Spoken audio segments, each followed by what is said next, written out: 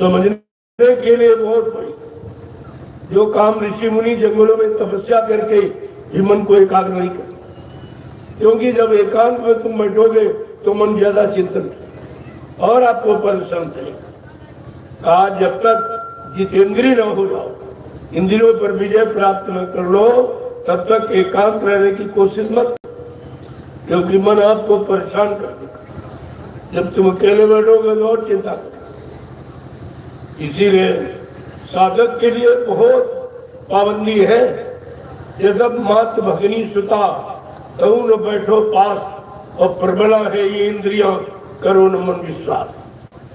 अपनी बेटी सगी बहन और यानी माँ पत्नी क्यों न हो, एकांत में मिलने बैठने की कोशिश मत करो। ये शैतान मन कभी कुछ करा सकता है, इस पर कभी विश्वास नहीं करो। है तो तुम्हारे पास, लेकिन विश्वासघाती है। जरा सा घात लगा के फौरन वाट करा देगा, तो तुम बच नहीं सकते हो। इतना सबल है तुम्हारे शरीर को फौरन साथ में लेकर, और ये दुर्गुण दुर्व्यसन ये सब कुछ करा देता, और इसी कर्म की भी सजा दिलाता, कराता और सजा दिलाता, और उसका रस लाभ अपना लेता। इतना होशियार है। इसीलिए संत महापुरुषों ने इसी शैतान मन को पकड़ा और कहा कि अभी तक तुमने मन का कहना माना तो तीन युगों से आप भ्रमित हो, परेशान हो, कोई निकल नहीं पाई जीवात्मा। अब जरा मेरा कहना मान लो। और क्या कहा, मन के कहे चलो मत कोई, अब सतगुरु कहे करो तुम सोई।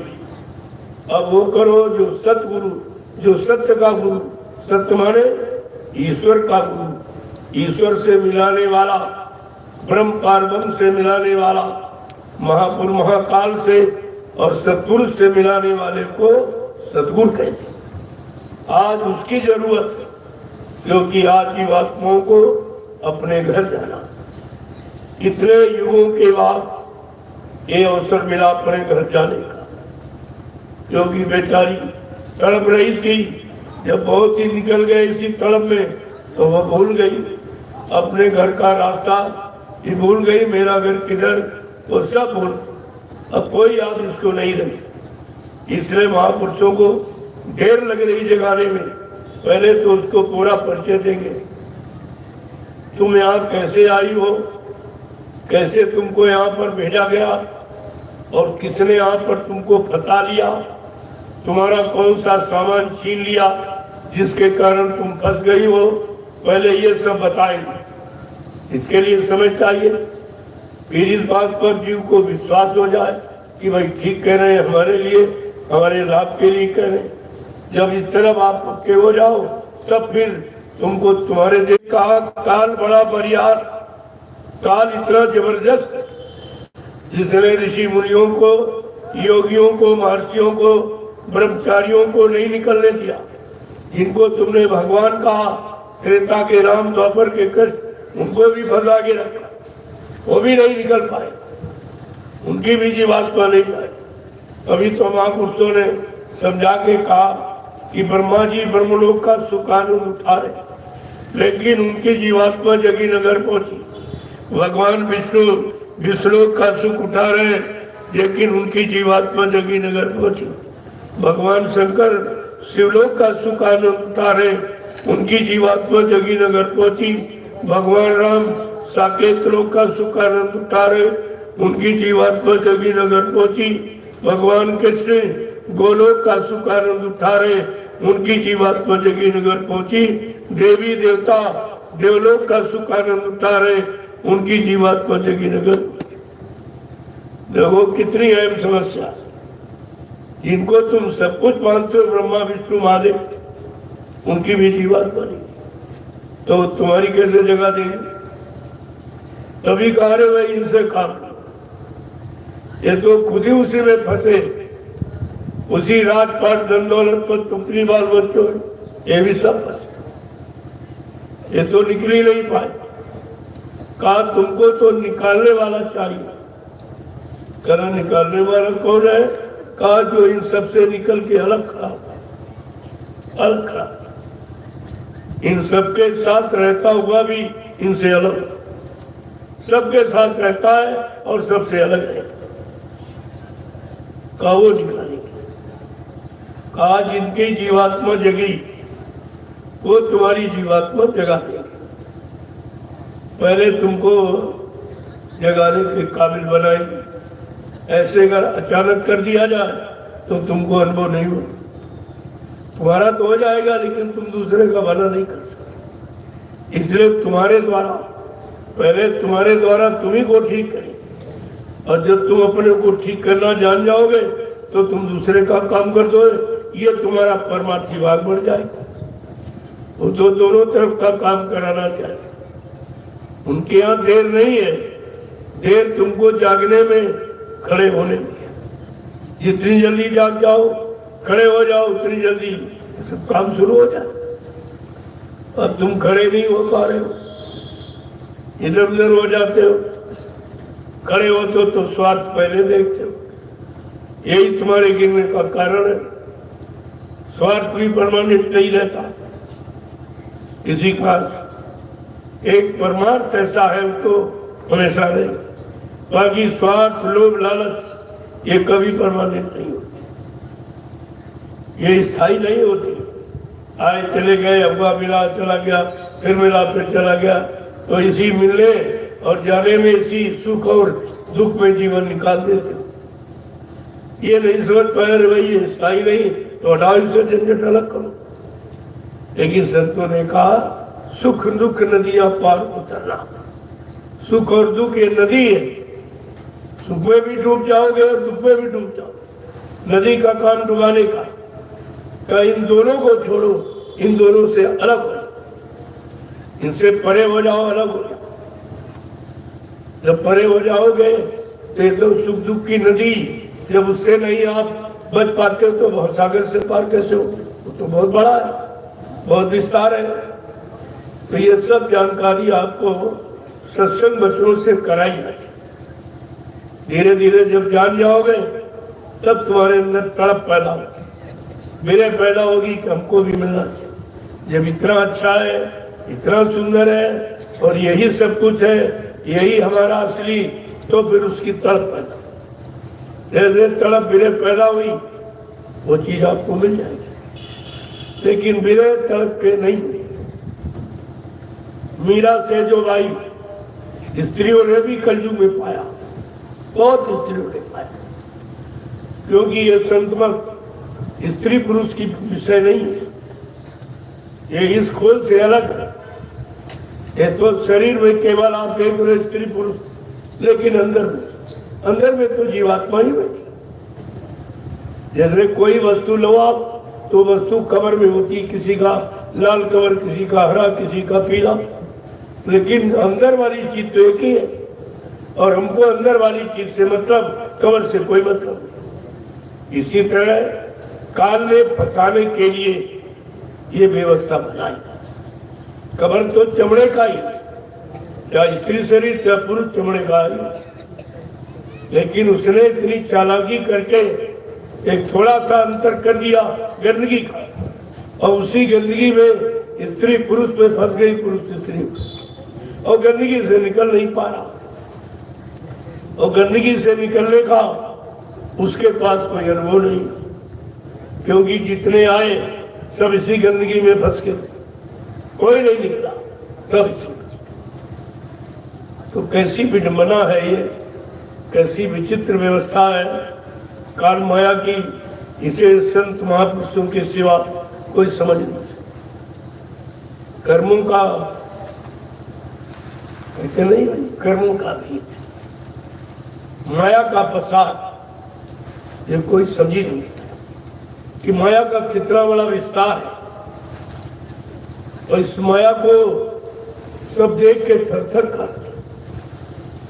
ब्रह्मा विष्णु महादेव जिनको विधि हरिहर माना गया, इस सृष्टि का सब पूरा अधिकार इनके। ये ब्रह्मा बनाने वाला, विष्णु पालन करने वाला और शंकर संहार करने वाला, जजमेंट देने वाला, ये दोनों भी नहीं समझ पाए, तीनों ही। गोस्वामी महाराज ने लिख के बताया कि शिव चतुरा नन देखी तेराही अपर जीव के लेखे माही। अरे का तुम कितनी बात करते हो? ब्रह्मा विष्णु महादेव ये तीनों माया को देख के थर-थर खाते हो। अब ये साधारण की बेचारा क्या कर सकता? वो भी कलयुग का तो और कमजोर है, तो कुछ भी नहीं कर पाए। ये तो माया किसी रूप में आपको कहीं पर आके डिगा दे, तब तुम समझ नहीं पाओगे। इसलिए संत महापुरुषों ने आपको एक बाण दिया, बाण, जिससे सब धराशायी हो जाए। वो बाण कौन है? जाके लगी शब्द की चोट, जो है सतगुरु की ओट, जिन्होंने सतगुरु को ढाल बनाया और ये नाम युक्ति नाम बाण को आगे रखा, उनका ये काम करो जुलूम मोह छोड़ भगे मैदान, ये सब तुम्हारे से भाग गए। इतना बड़ा अस्त्र औजार ये नामदान नाम युक्ति आपको दी, लेकिन आपको मुफ्त में मिल गई तो आपने कदर नहीं। अगर यही नामदान तपस्या करा के घर गृहस्थी परिवार बाल बच्चों को छुड़ा के कुछ परिश्रम करा के दी गई होती तो बहुत संभाल के आप 1500 रुपए खर्च के और मथुरा पहुंच के नामदान मिल गए 1000 रुपए। इसीलिए आप रख नहीं पाए हो, आप नाम की महिमा नहीं सोच पाए हो, न नाम की न नामी अनामी। जिसने नाम दिया उसकी भी महिमा आप नहीं समझ पाए, तो तुम्हारा कितना भारी नुकसान। लेकिन संतों ने ये किया क्यों? अगर एक एक के कान में नामदान देते तब तक तो काल सबको समेट लेता। उन्होंने काल से बचाने के लिए एकदम बरसात करके बांधा। जैसे एक एक खेत में पानी लगा हुआ तब तक तो सारी फसल सूख जाएगी। अगर बादल एकदम बरसात कर दे तो सबकी बचे। ठीक उसी तरह संत महापुरुषों ने देखा ये सब जीवात्माएं काल के गाल में फंसी पड़ी, ये निकलने नहीं दे रहा। अगर एक एक व्यक्ति में के कान में नामदान दूंगा तो बहुत समय लग जाएगा, तब तक ये सबको समेट लेगा। तब उन्होंने एकदम नामदान की बरसात यानी लाउड स्पीकर लगा के हजारों लाखों लोगों को एक ही बार में नामदान किया। ये इसलिए किया गया हमारी आपकी समाधि। लेकिन क्या जीव इस दया को समझ रहा? अगर समझता इतनी बड़ी दया की गई तो ऐसे दयालु को कभी नहीं छोड़ता, कभी अलग नहीं होता। लेकिन तुमने उनकी महिमा जानी ही समझी नहीं, क्योंकि उन्होंने अचानक ये सब कर दिया। किया तो उन्होंने बचाने की, लेकिन जो बेचारा ज्ञानी है वो इस दया को समझी नहीं पाया कि हमारे पर यह दया की। तो ये सब ना समझी के कारण इतना बड़ा नुकसान हो गया जीवों का। खैर जो बनाने आया है, ले जाने आया, वो कोई तुम्हारा पीछा थोड़ी छोड़ेगा कि उसका संकल्प उसकी प्रतिज्ञा अडिग, उसे कोई डिगा नहीं सकता। उनका हमें कुछ भी करना पड़े, अपने इस काम के लिए, अपनी जीवात्माओं को घर पहुंचाने के लिए हमें कुछ भी करना पड़े। कोई लीला, कोई खेल, कोई करिश्मा, कोई चमत्कार क्यों न करना पड़े, लेकिन मैं अपना ये काम करके ही जाऊंगा। ये कितनी बड़ी प्रतिज्ञा है वो आपके लिए, और आप अपने लाभ इसकी बात नहीं समझ पा रहे हो। इधर उधर भागे दौड़े चले जा रहे हो, जहाँ कुछ नहीं, झूठा, झूठी आवाज, झूठा संदेश, मतलब यानी उधर भागे दौड़े चले जा रहे। और ये सत्य का संदेश तुम सुनते भी नहीं हो, जिसके सुनाने बताने में तुमसे कुछ मांगा नहीं जाता। जो पुरानी कथाएं सुनाते, पुरानी चर्चा युगों की, जिससे कुछ नहीं होना, उस चर्चा का कितना लंबा खर्चा लेते हैं। और जो ये चर्चा तुम्हारे समय की वर्तमान की तुम्हारे काम आने वाली तुम्हारी जीवात्मा के उद्धार कल्याण की, और उसका कोई खर्चा उधर तो ये काम है ही नहीं। उन किताबों में ये कुछ है ही नहीं। 4 वेद, 6, 7, 18 पुराण, 19 उपनिषद और 36 ऋचाएं, ये धर्म चर्चा का विषय है इनमें, लेकिन जीवात्मा के उद्धार कल्याण का इसमें कोई विषय नहीं। तो वहां तो तुम्हारा कोई काम ही नहीं होगा। सब समय यही जड़ ज्ञान सुनने में चला गया। चेतन ज्ञान तो आपको मिला नहीं। चेतन जीवात्मा है, और जीवात्मा को जगाने वाला संत महापुरुषों का ज्ञान चेतन ज्ञान है। वो जीवात्मा को चेतन देश पहुंचा दे।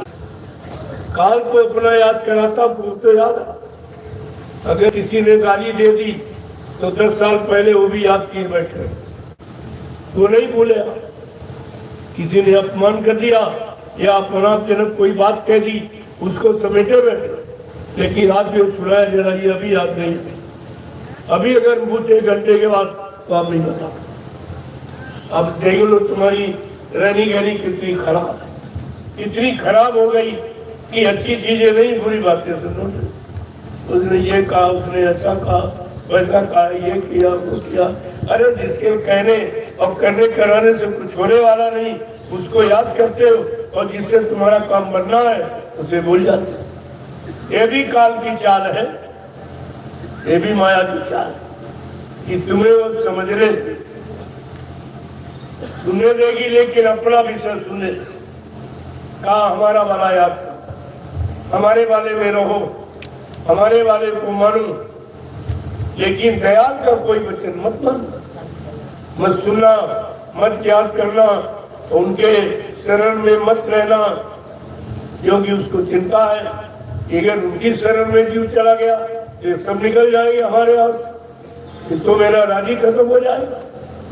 इसलिए बहुत काल को इतनी चिंता है, जब से दयाल ने अपना चरण काल की नगरी में रखा, काल को बहुत चिंता, और वो इसीलिए फंसाने के तरह तरह के उपाय बनाता, तरह तरह के तुमको लाभ देता, जिसको मुनाफा कहते हो वो है उसके फंसाने का जाल, और तुम उसी को अच्छा मान रहे। अगर घाटा हो जाए तो रोने लगोगे, जबकि घाटा तुम्हें वहां से हटा दी। मुनाफा नहीं हटा सकता, मुनाफा को और तुम्हें लगा देगा, मुनाफा और फंसा देगा और घाटा हटा। इसी लिखा भाई शासन की उल्टी बारी, बरसे कंबल भीगे पानी। लोग कहते हैं भाई उल्टी बारी, उल्टी नहीं, यही सीखी। तुम्हारे जीवन को सुखमय, आनंदमय, शांतिमय बनाने के लिए यही आपके लिए अच्छा और सच्चा मार्ग है, और बाकी तो सब। लेकिन इतनी जल्दी अच्छाई सच्चाई को समझना ये जीव के बस की बात नहीं, क्योंकि आपके सामने कभी अच्छा माहौल नहीं, खराब माहौल, खराब लोग, उसी में रहने वाले, वही तुमको सुना रहे, वही समझा रहे, वही तुमको सलाह दे रहे, और तुम्हारे अच्छे काम की सलाह देने वाला भी इस समय कोई, सब तुमको गिराने की बात कहेंगे, लेकिन तुम्हारे अंदर दृढ़ता होनी चाहिए कि हम इनकी बातें क्यों सुने। गोस्वामी महाराज ने क्या, कौन नहीं सुनता है, होए बुद्धि जो परम सयानी, और चिंतन चितप नानहित जानी। वो खाना बुद्धि बच पाती है जो सदगुरु के वचनों को सुनकर अपने में सियानापन ले आई, समझदारी ले आई, जानकारी पैदा कर ली, वो उसके तरफ घूम के देखती, तो वो जानती है ये फंसाने वाले, ये दिखाने वाले हैं, ये कोई निकालने वाले, कोई सहयोग करने वाले नहीं, इसलिए उनकी तरफ देखती है। लेकिन कहा कोई सब, क्योंकि सबको तो मुनाफा चाहिए, सबको लाभ चाहिए, और यहाँ हानि और घाटा और नुकसान यही तुम्हारे परमात्मा बनाने में सहायक है। लेकिन तुम अभी इनको सहायक की मान्यता नहीं दे पाए। तुम कहते हो ना, हम जब सत्संग में गए हमारा नुकसान हो गया, हमारा ये नुकसान, वो नुकसान। अरे भाई नुकसान हो नहीं गया, तुम्हारा नुकसान कराया गया, तो तुम हटोगे। जो हटाने निकालने आया वो फंसने फंसाने का सामान नहीं देगा, अगर देगा तो निकाल नहीं पाएगा। एक ऐसे विधायक जी आए, कहने की महाराज 2 बार 3 बार विधायक बन चुके, अभी इच्छा भरी नहीं, अभी तुम्हारी इच्छा भरी नहीं है, 1 बार 2 बार करके देख लिया, क्या मिला, क्या तुम्हारे पास? अगर संतुष्टि 1 बार में हो गई होती तो दोबारा नहीं प्रयास करते, दोबारा भी नहीं हुई, दोबारा प्रयास करते, अरे ऐसे तो कभी संतुष्टि नहीं हो। अरे नहीं नहीं, हमारे सम्मान की बात है, ये है वो, आप कह दीजिए, कह दिए, हमने ठीक, हमने कह दिया, और उनको क्या मालूम क्या कह दिया, चले गए वो। और जब वो हार गए तब बात कहते आपने कहा तो कह दिया, हमने तो यही कह दिया, तुम्हारे तो यही कहा। अरे कहा नहीं, 5 वोट से, तुमको नहीं मालूम कि 5 वोट कम कराने में कितनी ताकत लगानी पड़ी। अगर तू जीत जाता तो सर गुरुदेव राम को बदनाम कर, तू वहां कुछ नहीं कर पाता। अरे 100 कसाई तो 1 की क्या बसाई, तो अकेला वहां क्या कर सकता, बदनाम कर दे कि जय गुरुदेव वाला भी आ गया, यही कौन कर रहा था। इसलिए अभी जमात पूरे लोगों की, उधर की तरफ गंदगी मत कूदो, आगे समय आ रहा, तुम कितना काम करो। अगर काम करने की बात है तो दूरदर्शी आगे खड़ी, तुम कितना काम करोगे, सबके लिए काम, कोई बेरोजगार नहीं रहेगा, सबको काम। क्या आप कितना काम करें? लेकिन दूरदर्शी घोषणा वंश को पढ़ा है कि महीने में 30 दिन होते, 29 दिन आपको दौड़ा करना पड़ेगा। दौड़ा वो भी किससे, अगर आस पास हो पड़ोस में तो साइकिल से, ये जीप कार ये नहीं मिलेगी, हेलीकॉप्टर ये नसीब नहीं होगा। ये जनता की सेवा का नुकसान, राष्ट्रीय कोष का नुकसान है, ये तुमको इस कोष पर अधिकार नहीं है अपने लिए खर्च करना। ये कोष है जनता का, और जनता की परेशानी मुसीबत दूर करने के लिए ये कोष इकट्ठा किया गया, ये उनका तुम्हारा था। तो कहा 29 दिन आपको दौड़ा, और 1 दिन कागज सबमिट करो और दूसरे दिन फिर भगो साइकिल। कहा लोग ऐसे कहते हो, तुम ऐसे हाथ जोड़ोगे, तुम्हारा हमको कुछ नहीं चाहिए, हमको कोई पद नहीं चाहिए, क्योंकि पद है सेवा का, आज सेवा नहीं है, केवल लूटपाट है, इसीलिए तुम दौड़ रहे हो। तो ये समय हमेशा थोड़ी रहेगा, सुख सदा रहता नहीं, तो दुख का भी अंत है। ये तो मनी बादलों की तरह आते जाते रहते सूरज पर, लेकिन सूरज को कोई ढक नहीं सकता परमात्मा। ऐसे सत्य को, सत्य माने अच्छी व्यवस्था को कोई बुरी व्यवस्था से हमेशा यानी कवर नहीं रख सकता, कवर करके नहीं। समय है उसका भी, और समय भी कर्म के अनुसार है। जब भगवान राम वनवास को चले तो सारी प्रजा उनको भेजने के लिए, उनके राज में कुछ हिजड़े भी रहते। कहा भाई हमारे भी तो राजा है, हम भी उनके राज में रह रहे, चलो आओ लो, चलो अभी भेजा। तो सरजू किनारे तक जब वो नाव पर बैठ के चल दिए तो राम ने कहा जाओ नर नारियों, हम तुमसे बहुत खुश हैं, तुम वापिस लौट। तो नर नारी लौट गए, लेकिन हिजड़े बेचारे नहीं गए, कि हमारे लिए तो भगवान ने आदेश नहीं, हम नर है नर नारी, हमारे लिए आदेश नहीं दिया, लिहाजा हमको अपने राजा का इंतजार यहीं पर बैठ के करना चाहिए। और 14 वर्ष वही सरजू किनारे, यानी वो तपस्या करते वहीं डटे रहे। जब राम वापस लौट के आए तो पूछा तुम लोग कैसे हो? कल सरकार हम तो उसी दिन से है। कल क्यों? कल आपने आदेश नहीं था, आपने कहा नर नारियों हम बहुत खुश, सब तुम जाइए अपने अपने घर, हमको आपने आदेश दिया नहीं तो हमने कहा राजा का हुक्म हमारे लिए नहीं है, तुमको ये रहना चाहिए, राजा के आदेश का पालन करना चाहिए। हाँ तुमने इतनी तपस्या, जैसे मैं तपस्या की 14 साल वैसे तुमने की, जाओ कलयुग में तुम्हारा राज्य, कलयुग में तुम्हारा राज्य होगा। और राज हुआ, देखा ये नसबंदी क्या है, ये हिजड़े बनाना तो सब पहुंचना बना, इतनी ज्यादा और भी बड़ी जोरदारी के साथ। तो कलयुग में उनका राज्य है, ये आशीर्वाद भगवान राम का वो कभी मिट नहीं सकता, और निरंतर और संख्या भी बढ़ती चली जा रही। अभी ये कम नहीं हुआ, अभी बीच में जब इमरजेंसी लगी तो जबरदस्ती जिसको पाया उसको, यानी मतलब जिसको पाया उसको, साथ को मतलब तो कहने का मतलब ये है कि तपस्या इंतजारी कभी बेकार नहीं जाती है। जब उनको इंतजारी का लाभ मिला, तपस्या के तो आपको नहीं मिलेगा। आप ही तो इंतजारी कर रहे हो अपने मालिक की, आप ही तो तपस्या कर रहे हो, या तुम्हारा राज्य नहीं होगा। तब ये कहा जाना हुई है संत राज महात्मा, अब बचाए बची है ना बाबा जय गुरुदेव की वाणी, तब दिखाई पड़ी है यहाँ सब दिखाई पड़ी। अब तो कुछ होने वाला नहीं। कहा था तुम कितना भी कुछ भी कर लो, ये काले नीले पीले हरे लाल झंडे ये पकड़ कर तुम कितना जोर लगा लो, बाबा जी ने ऐलान कर दिया है, जोर लगा ले अहले जमाने, तू कब तक जोर लगाएगा, जग में जय गुरुदेव का झंडा लहर लहर लहराएगा। अब इसे कोई झुका नहीं, कोई पैदा नहीं हुआ कि उसको झुका, क्योंकि ये प्रभु नाम का झंडा।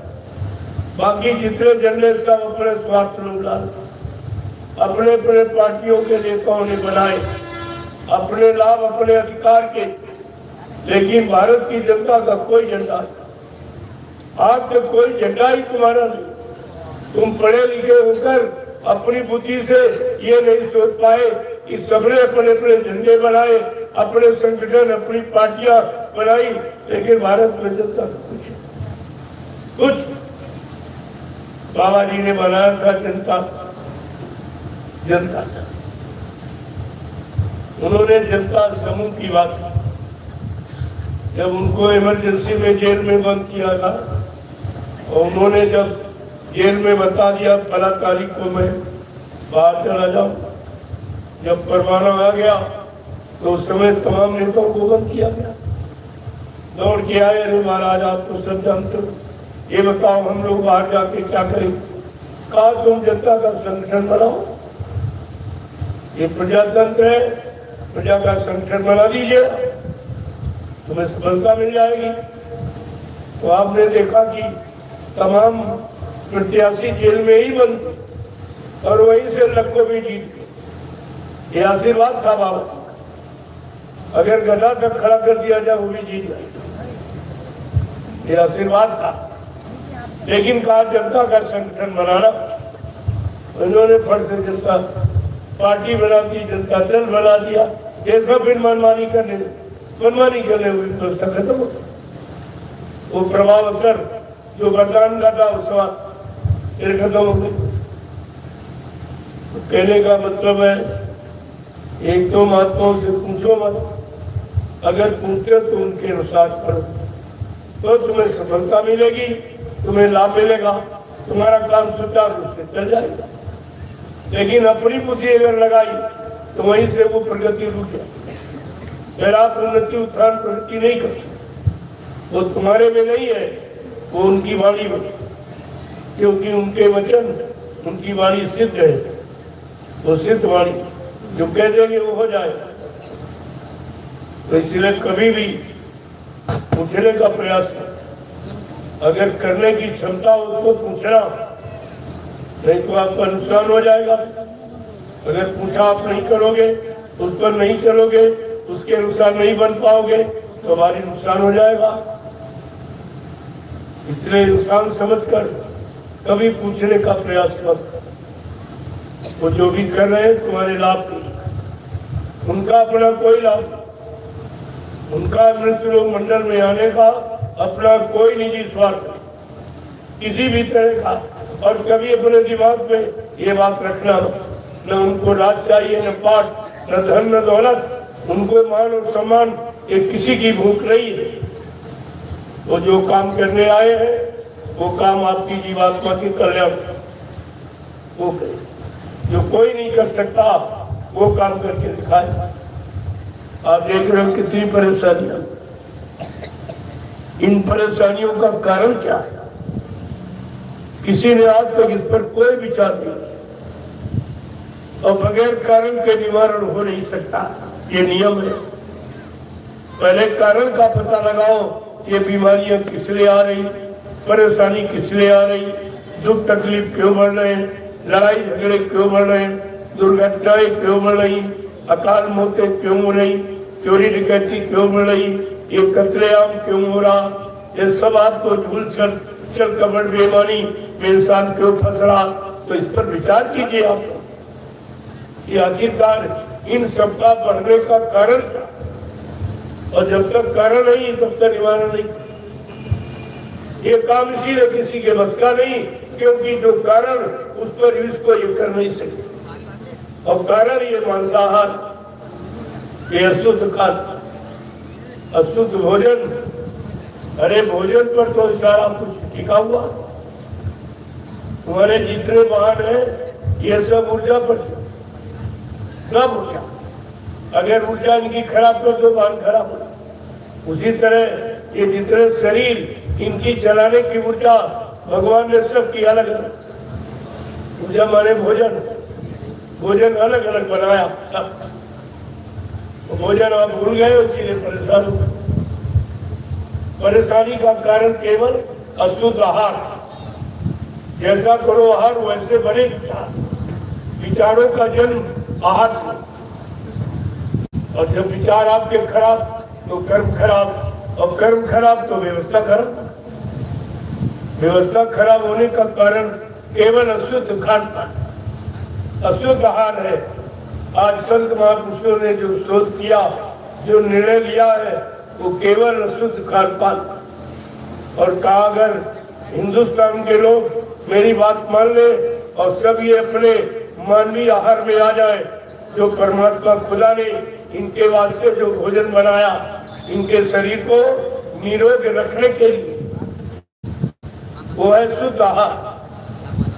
भगवान ने आपका भोजन क्या बनाया? सीजनल अनाज, सीजनल दाने, सीजनल सब्जियां, फल फूल, मेले, दूध, मक्खन, मलाई, ये शुद्ध आहार है। और ये भोजन किसी का नहीं, न पशुओं का, न पक्षियों का, न जंगली जानवरों का, न कीड़े मकोड़ों का।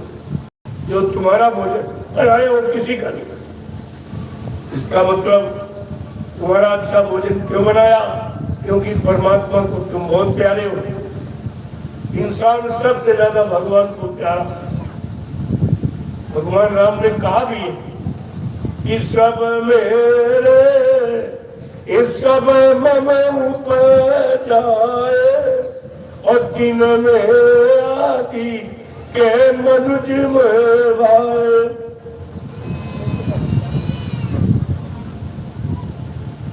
कह रहे ये जितनी सब्जी आप देख रहे हो, भगवान कह रहे सब मेरी बनाई। आदमी इंसान ने कोई जीव जंतु नहीं बनाया। जब आपने बनाया नहीं तो मारने काटने का अधिकार किसने? जब आपने बनाया नहीं तो बिगाड़ क्यों है?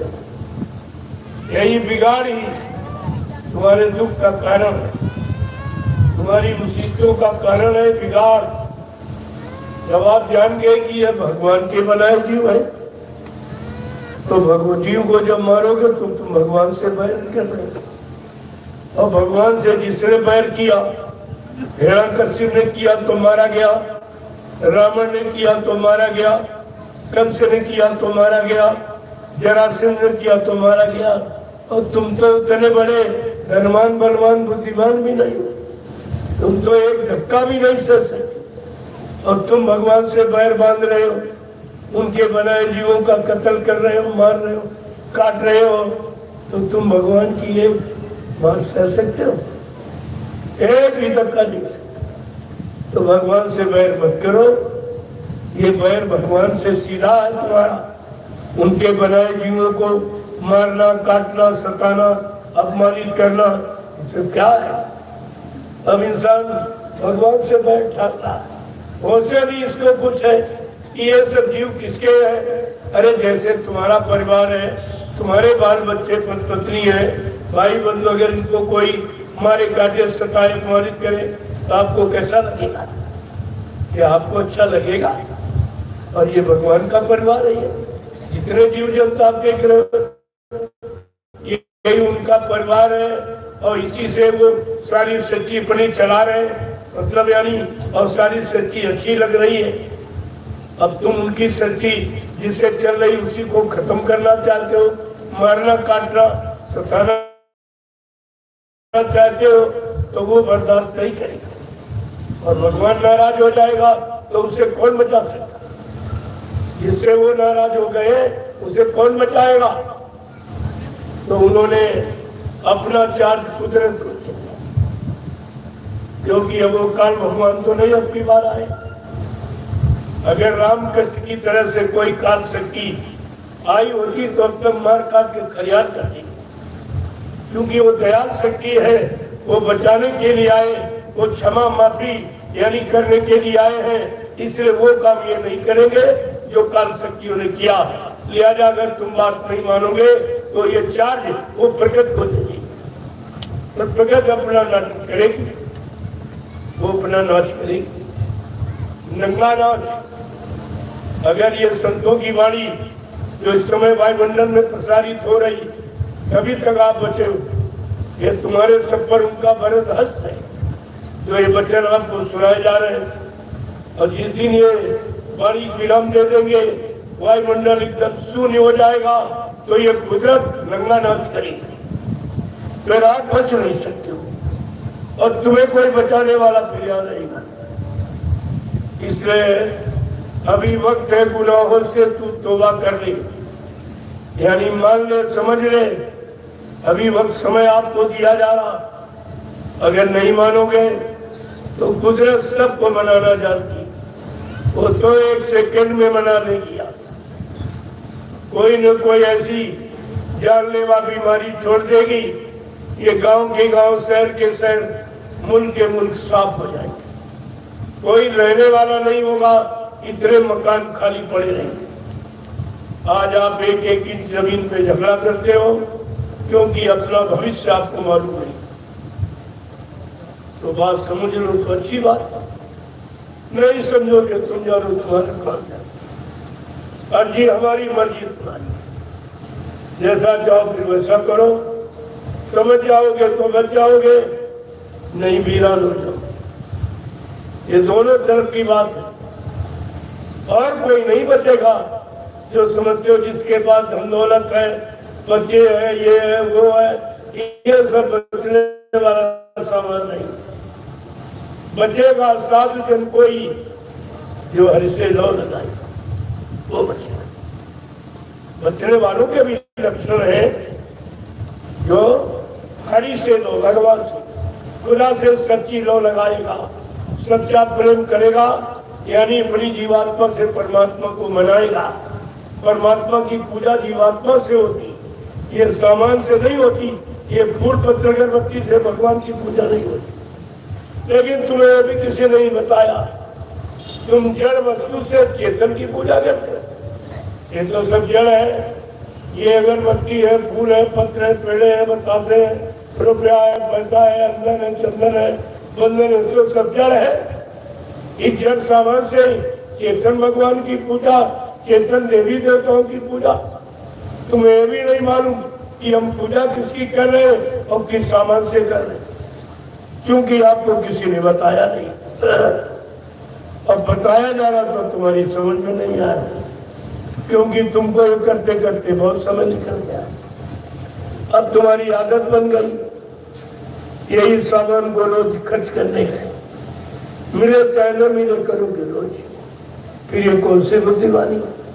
भाई कोई लाभ न मिले, कोई फायदा ना हो, तो फिर करने का मतलब क्या हुआ?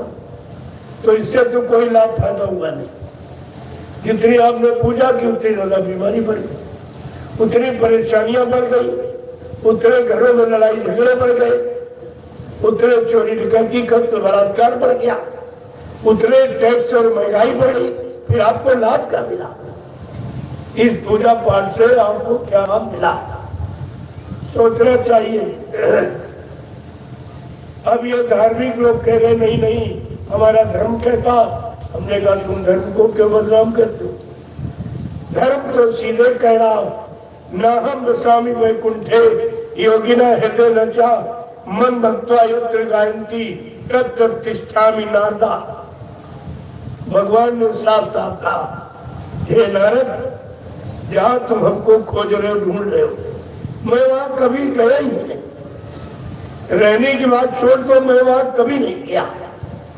न कागज में, न पानी में, न पत्थर में, न तीरथ में, न मुहूर्त में, यहाँ मैं कभी नहीं गया। अगर गया होता तो किसी ने किसी हमको जरूर देखा होता, किसी ने देखा होता, किसी को मिला होता। जो पंडा पुजारी पूजा करते हैं मंदिरों में, उनसे पूछो तुम कितने दिन से पूजा कर रहे हो? क्या तुमको इस पूजा से वो मिला जिसकी पूजा कर? या उसने कुछ कहा, या तुम्हारा चढ़ाया उसने लिया कि तुम ही खा गए? उसने खाया कि तुम ही खा गए? उसने लिया कि तुम्ही ने ले लिया? और बदनाम कर दिया कि भगवान ले लिया, भगवान खा गया। ये झूठी पूजा कब तक करोगे, कब तक कराओगे, कब तक सिखाओगे? आखिरकार इसका भी एक समय है। अब प्रेमियों, सत्य का पर्दा उठने वाला।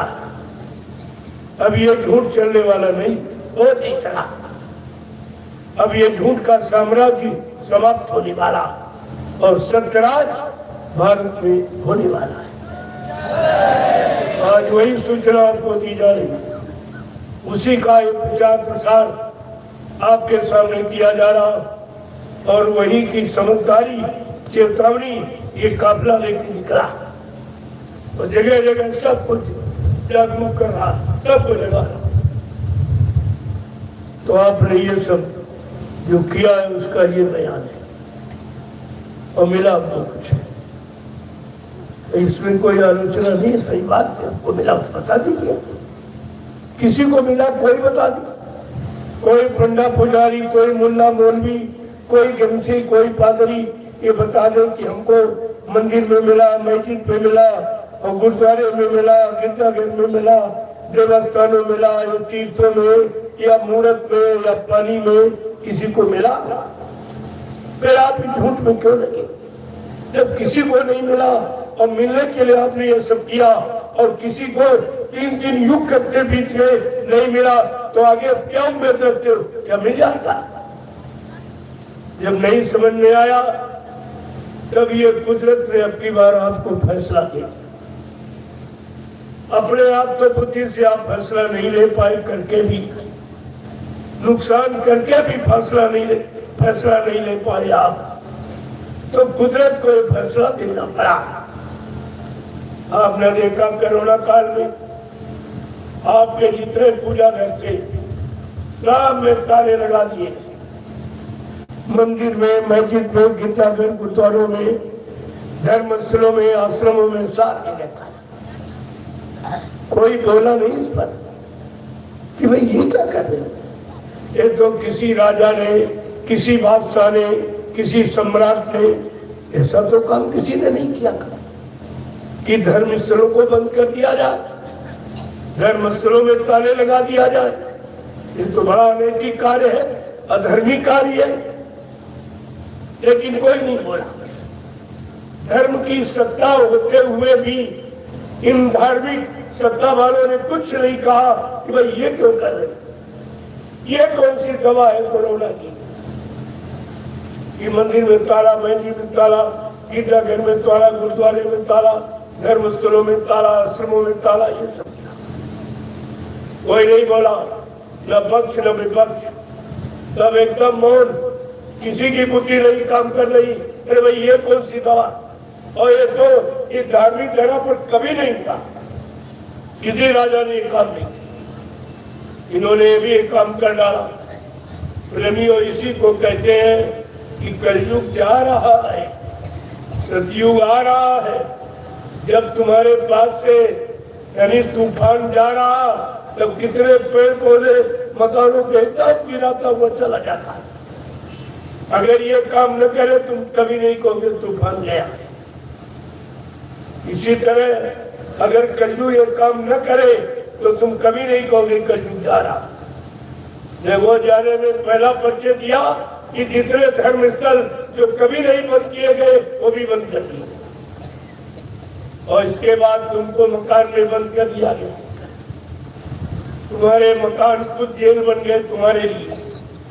3 महीने के लिए तुमको मकान में बंद कर दिया गया, और किसी ने नहीं कहा अरे भाई मैंने कौन सा बुरा काम किया, किसका मैंने नुकसान किया, समाज का, देश का, राज का, यानी मैंने कौन सा ऐसा नुकसान कर दिया जो हमको हमारे घरों में जेल बना के बंद किया जा रहा।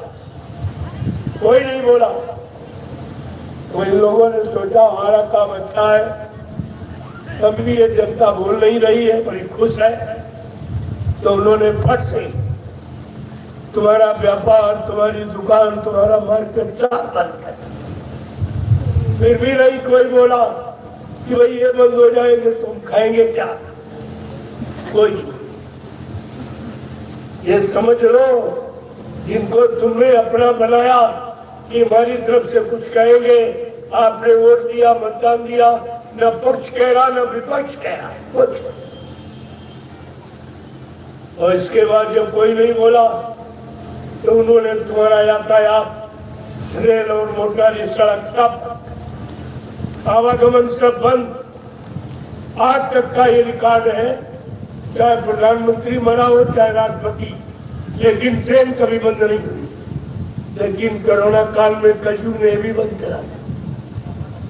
ये कलयुग जाने की व्यवस्था की है। फिर भी नहीं कोई बोला अरे भाई उधर उधर कैसे जाएंगे, और नाते रिश्तेदारी और सब बंद, शादी ब्याह सब खत्म, एकदम पारिवारिक, सामाजिक और व्यवहारिक व्यवस्था सब अस्त व्यस्त। और कोई नहीं बोला, किसी की जबान नहीं खुली।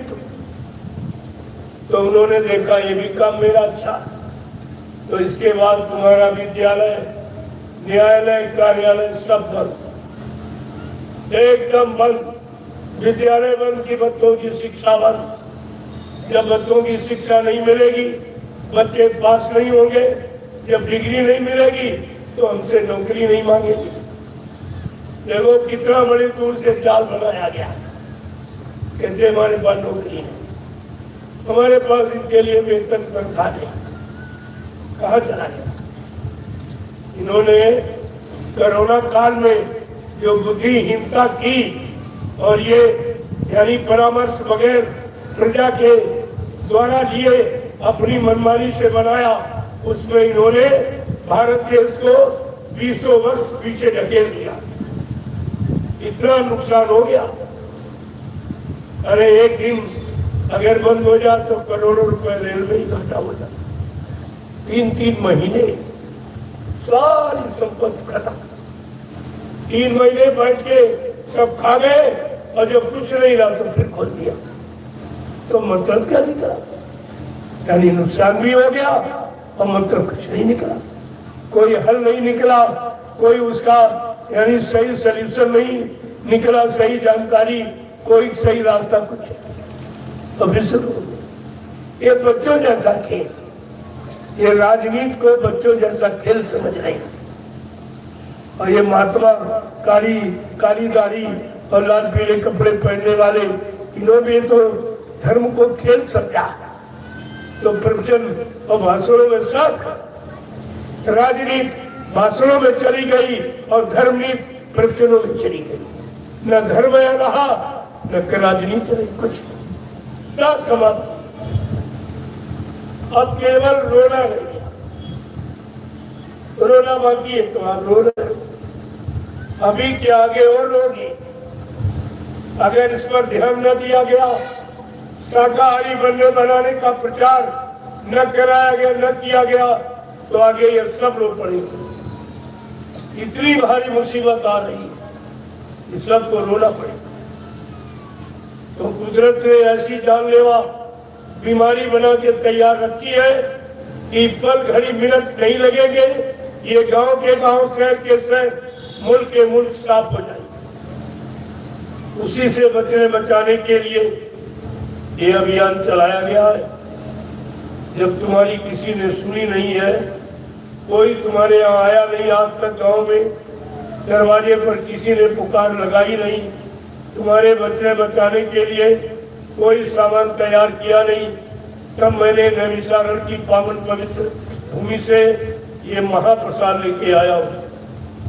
चलो इस भारत की जनता को बचा लिया जाए और इनको साफ मतलब यानी गली और सड़कों पर ऐलान करके दरवाजे दरवाजे पुकार लगा के इनको प्रसाद दे दिया। ये काम इस हिंदुस्तान में कभी किसी ने नहीं किया, न पहले किया, न आज कोई कर रहा, न आगे कोई कर सकेगा। इस पर आपको विचार करना चाहिए। तुम्हारा कोई हमदर्द है? सब तुमसे लेने वाले, देने वाला कोई, तो तुम कब तक देते हो? आखिरकार तुम्हें भी कहीं से मिलेगा, तभी तो तुम दे पाओगे। कब तक देते हो? आपके सामने हो रहा, मेरा काम कोई पर्दे में नहीं, सब सड़कों पर हो रहा, लेकिन समझ कोई नहीं। ये क्या? न राजनीति समझ पा रही, न धर्म नहीं, न कोई नेता समझ पा रहा, न कोई महात्मा। और ये काम किसी के बस का भी नहीं। कोई करके दिखा दे। अगर अपने आप को नेता मानता है तो करके दिखा दे, अगर अपने आप को महात्मा मानता तो ये लाभ दे के दिखा दे कोई।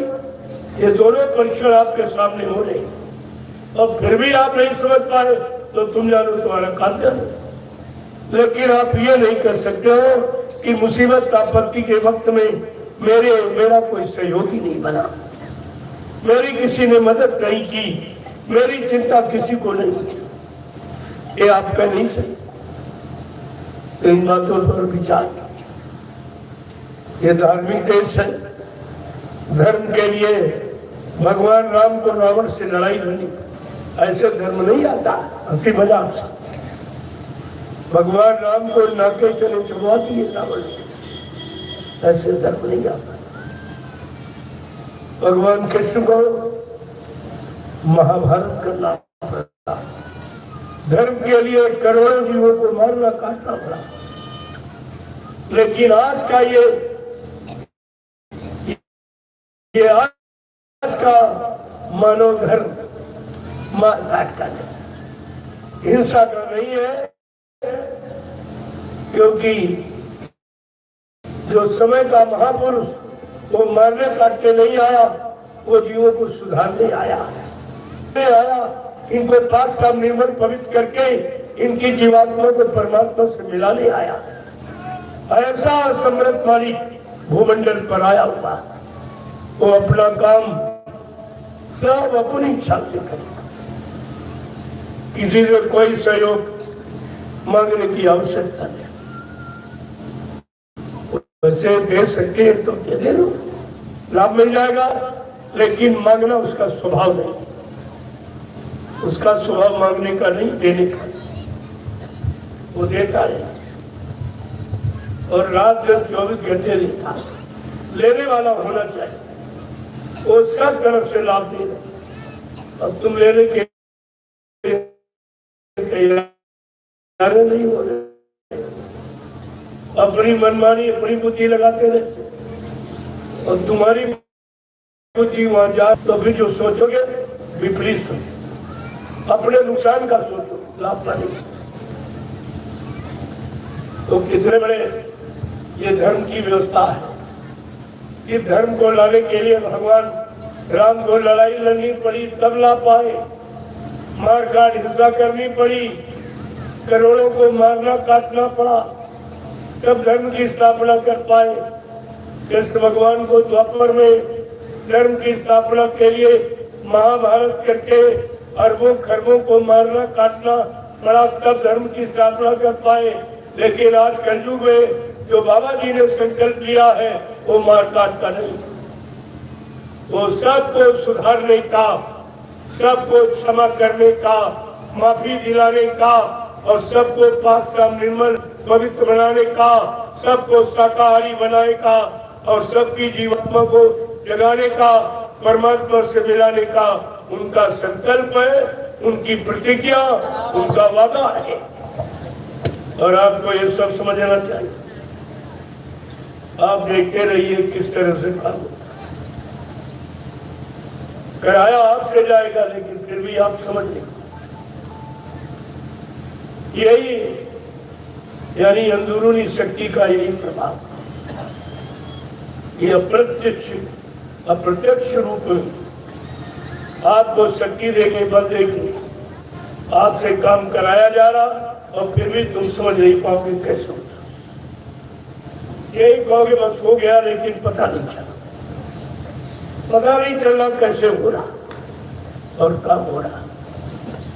यही उसकी दया है, वो दया ही काम करती, कोई नहीं कर सकता। इंसान के बस की बात नहीं है। जब पहले कह दिया गया ये मानव बुद्धि के परे न मानव कोई कर सकता, न मानव विश्वास कर सकता, ऐसा काम करके दिखा दिया जाएगा। इसी काम को लोग कहेंगे चमत्कार, और इसी चमत्कार को सारी दुनिया नमस्कार करेगी। ये सब आपके सामने होगा, लेकिन आपने ये सब क्यों नहीं किया?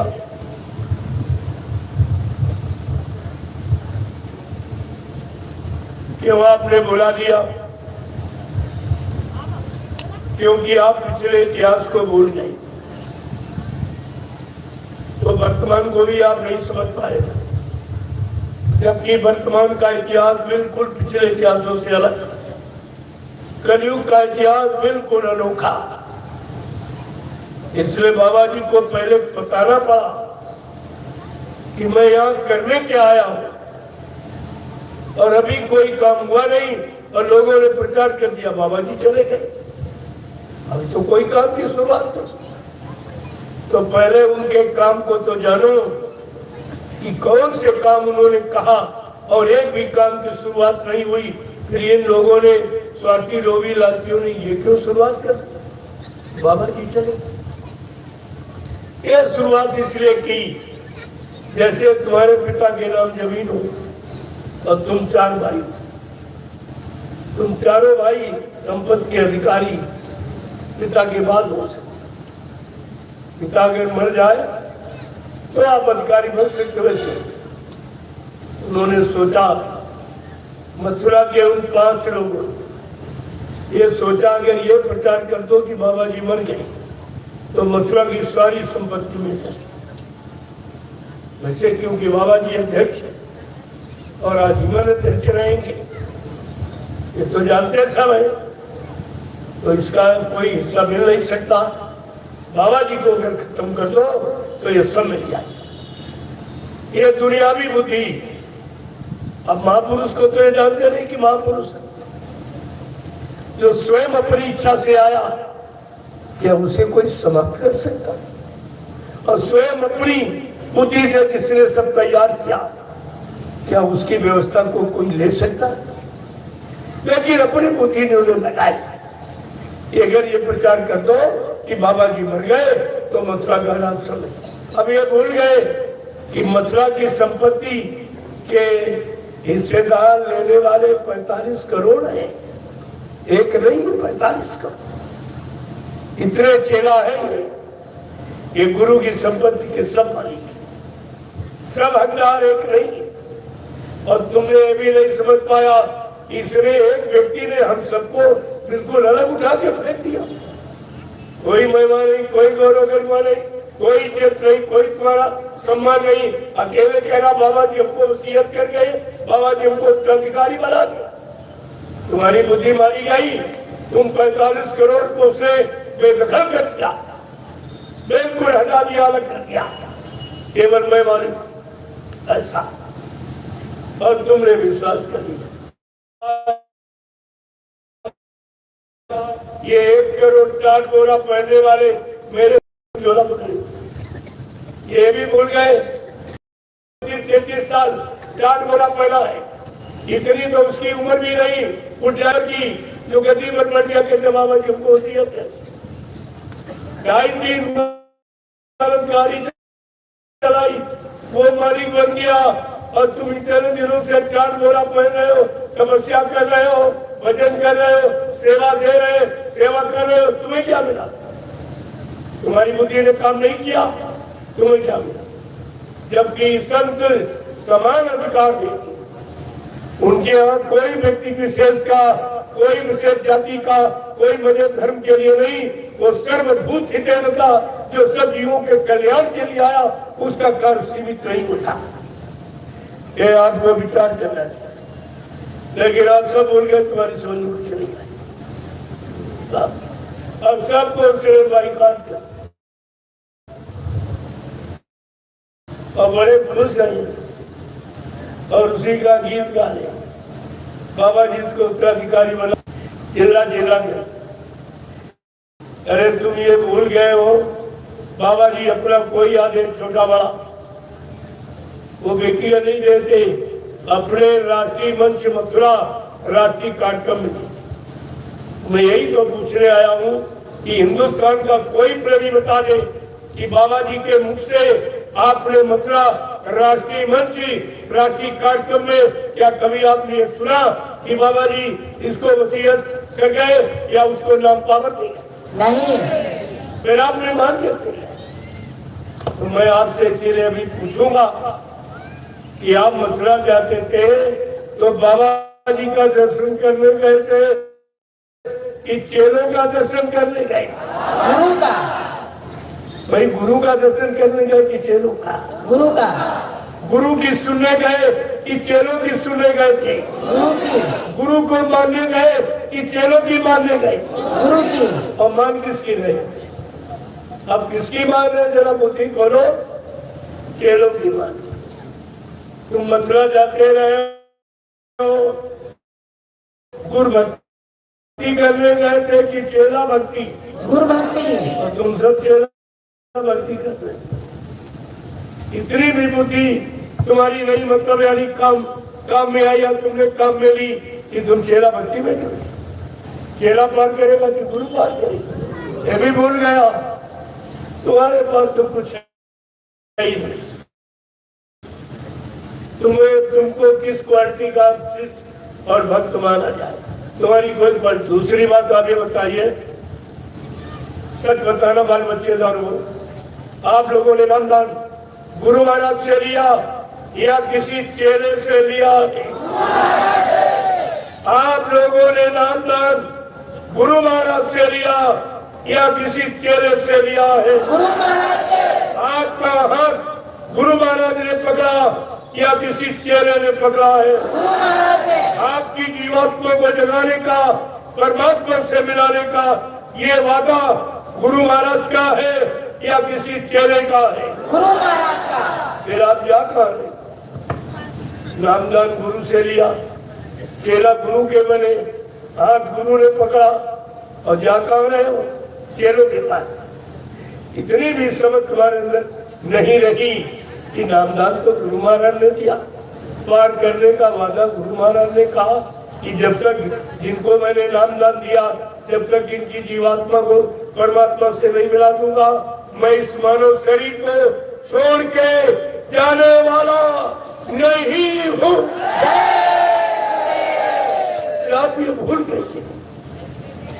मैं यही तो पूछने आपसे आया हूँ कि आपके पास गुरु का वचन है कि नहीं?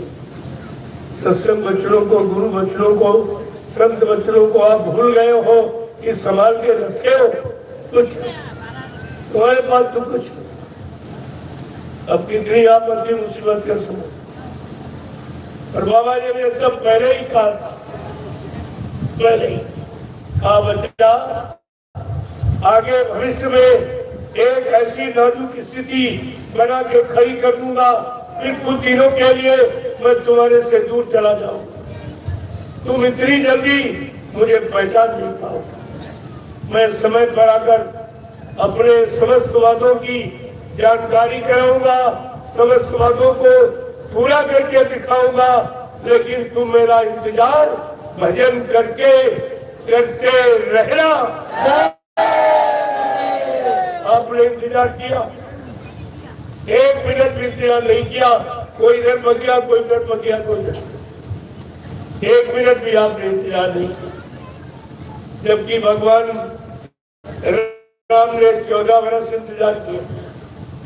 उन्होंने परिवर्तन की आवाज लगाई तो उसका इंतजार 14 वर्ष कहाँ किया?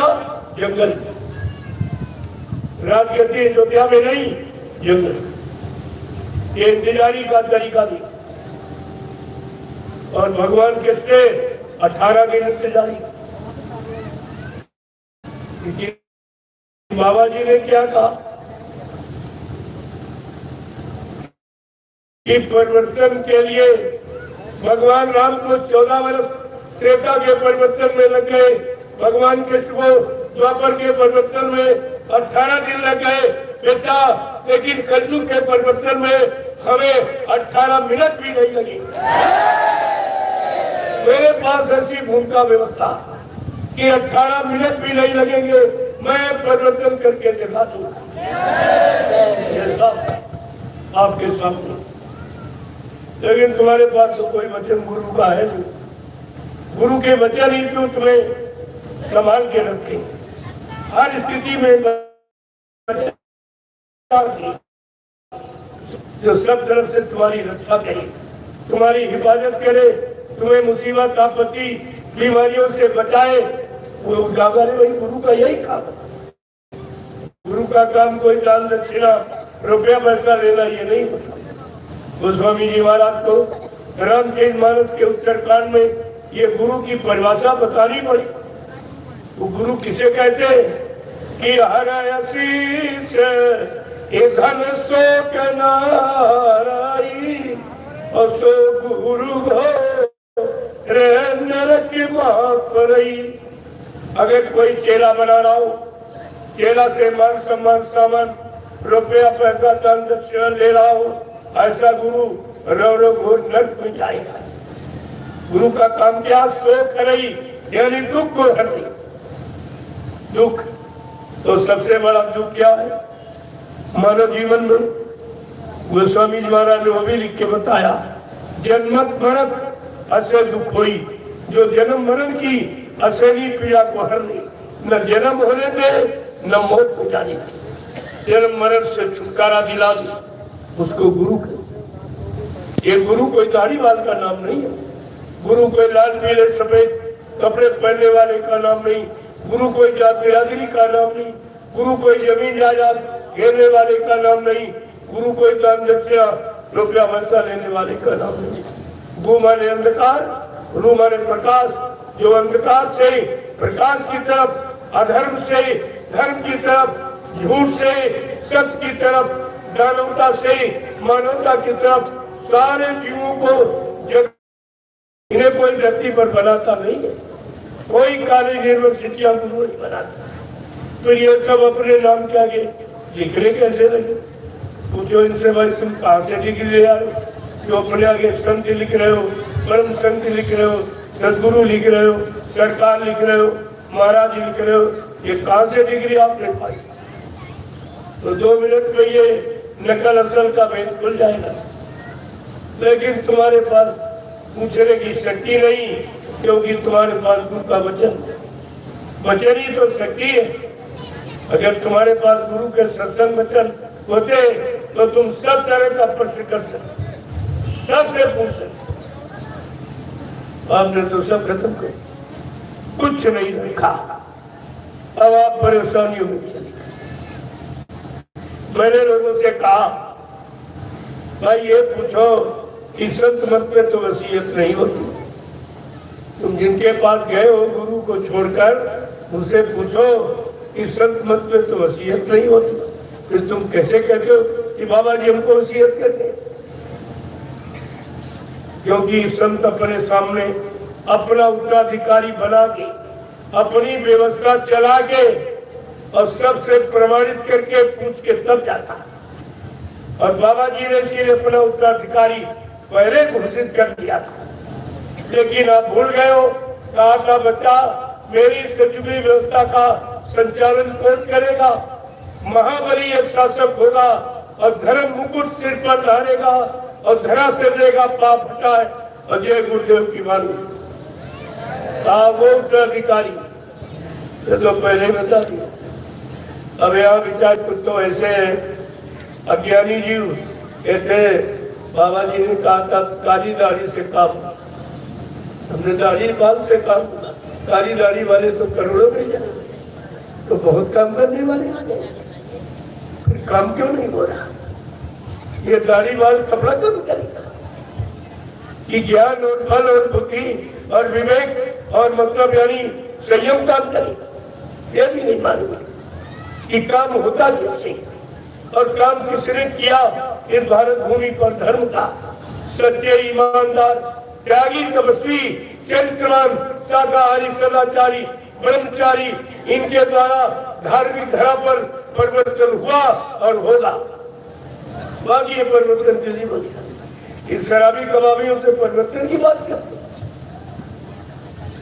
तो मैंने कहा भाई पूछो इनसे कि बाबा जी तो मथुरा में, आश्रम मथुरा में, मंदिर मथुरा में, जमीन मथुरा में, क्या बाबा जी वसीयत करने इटावा गए थे?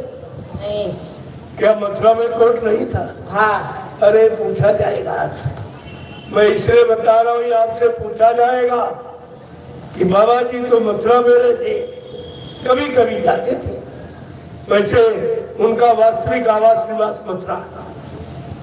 तो मथुरा में, जमीन मथुरा में, आश्रम मथुरा में, मंदिर मथुरा में, क्या बाबा जी वसीयत करने इटावा गए थे? क्या मथुरा में कोर्ट नहीं था? फिर हम यही से सच्चाई खो जाएगी। थोड़ा धीरज धरिए, धीरज धरो तो उतर पारा, नहीं तो डूबो मझधारा। थोड़ा धीरज, ये सब काम हो जाएगा। जब कोई समय से और धीरज से काम होता तो समझ आएगा।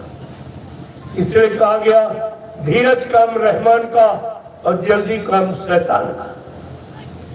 तो आपको विचार करना चाहिए। दूसरी बात, एक बात और बताइए आप, जैसे आपके भारत देश का राजा प्रधानमंत्री, क्या प्रधानमंत्री की गद्दी पर प्रधानमंत्री का ड्राइवर बैठ सकता है? जोर से बोलो।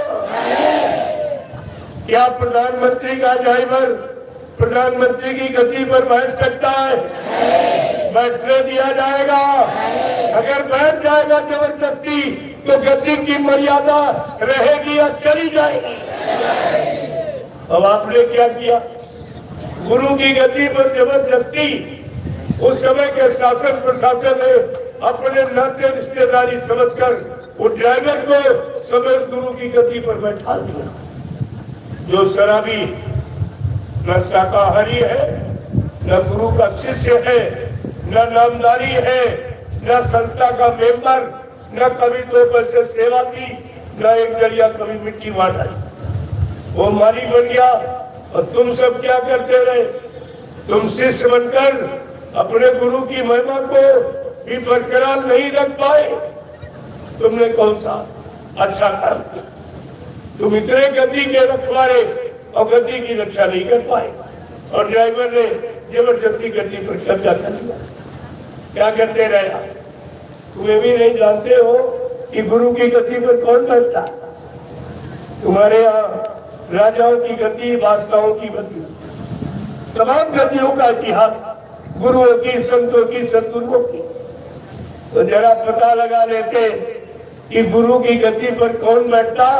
जो गुरु का समकक्षी, गुरु के समान आत्मज्ञानी, आत्मा को जगाने वाला, परमात्मा से मिलाने वाला, वो गुरु की गद्दी का अधिकारी होता। इसीलिए तुम्हारे यहाँ आज भी प्रमाण है, गुरु नानक जी की गद्दी पर सिखों ने किसी इंसान को बैठने नहीं दिया। बड़ा प्रयास क्या कहते नहीं, गुरु की गद्दी पर वो बैठेगा जो गुरु के समान आत्मज्ञानी, आत्मा को जगाने वाला, परमात्मा से मिलाने वाला वो। और आप जब ने बैठने दिया और ग्रंथ साहब को रखा गया, ग्रंथ साहब गद्दी पर रखा गया, लेकिन इंसान को बैठने और तुमने क्या किया?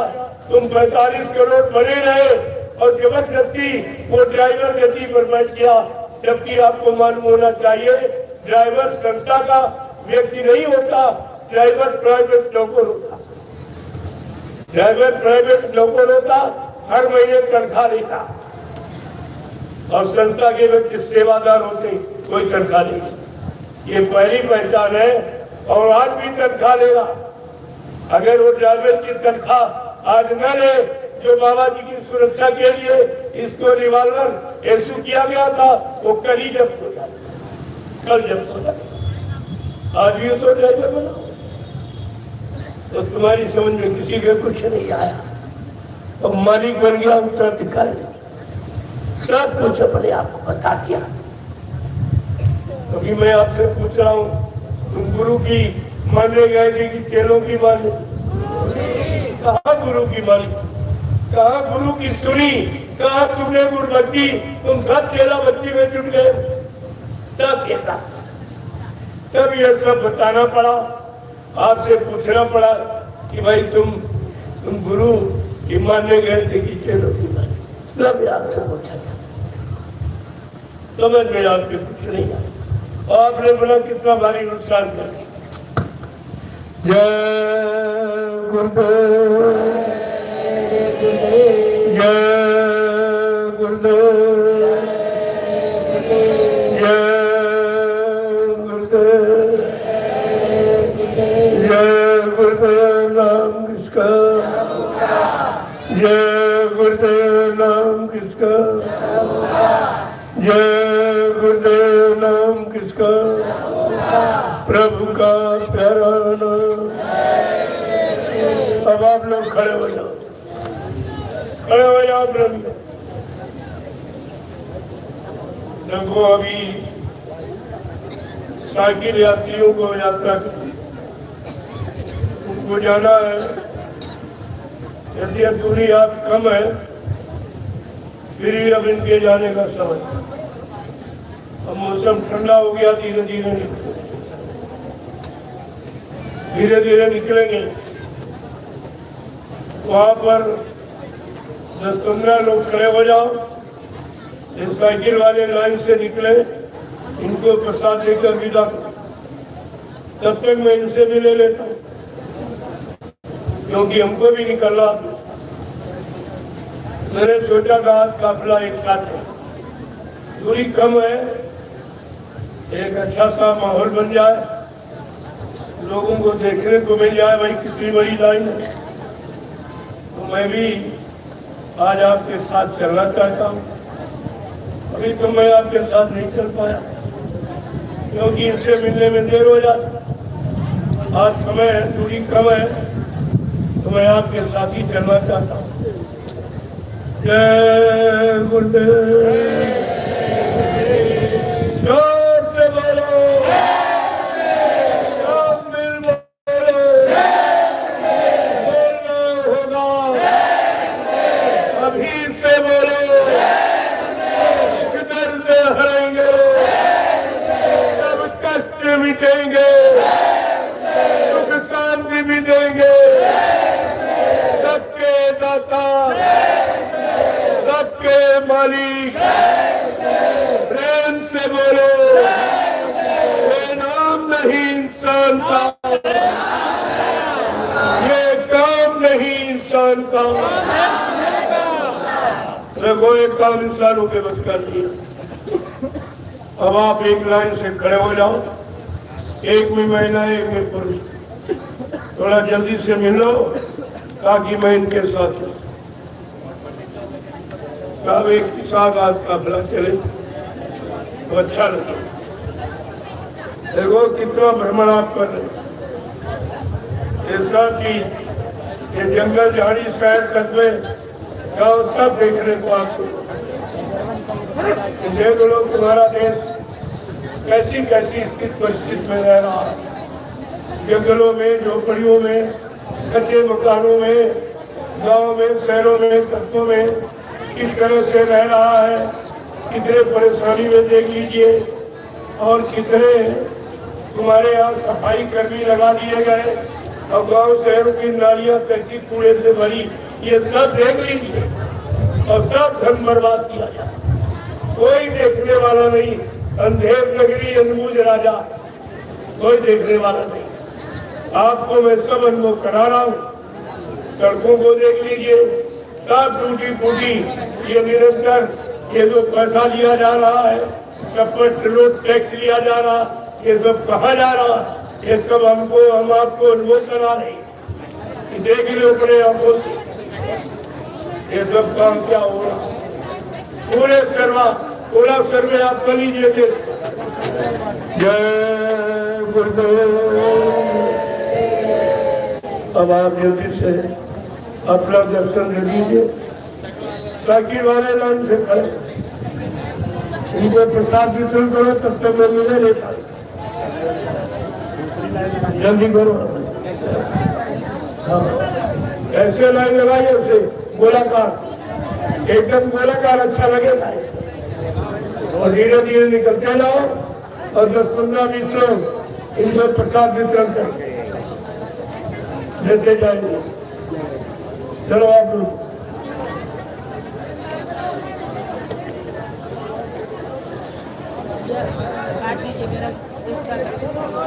कैमरा बंद कर दीजिए।